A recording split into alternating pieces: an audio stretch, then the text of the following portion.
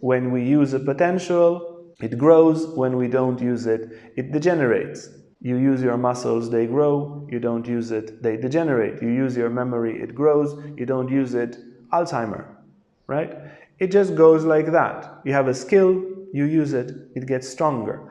The creative potential, the same. When we don't use the creative potential for purpose, for transformation, or for polarizing very beautifully our lover, that potential will decrease.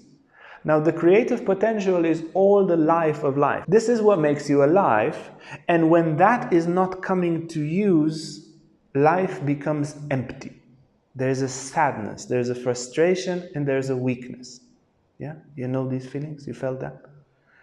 It happens when what we are, and what we are is glorious, is not manifesting in glory. And then there is an emptiness.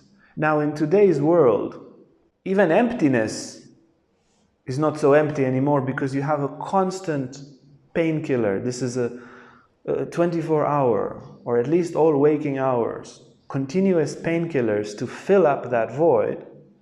Because we're not using the potential, we feel empty and sad and weak. But on top of that, we have this constant pleasure from food, from entertainment, and so forth. So we don't even meet the emptiness, and we don't even notice something is wrong until it's completely empty.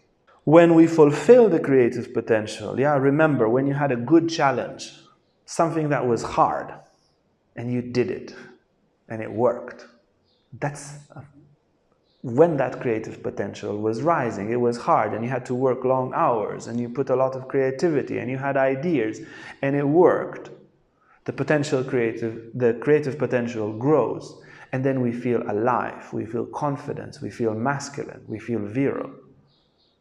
Yeah, be it through a polarizing relationship, through purpose or transformation. So in Tantra, we will aim to have, in order to embrace and elevate the creative potential, we will need to have a firm, embracive attitude towards arousal, and then an intense sublimation practice, which will involve rising towards a high ideal and fulfilling purpose. What you saw now is an extract from a wide course of teaching men the Tantric way of lovemaking, the Tantric path of love. It's called Amorous Erotic Continence.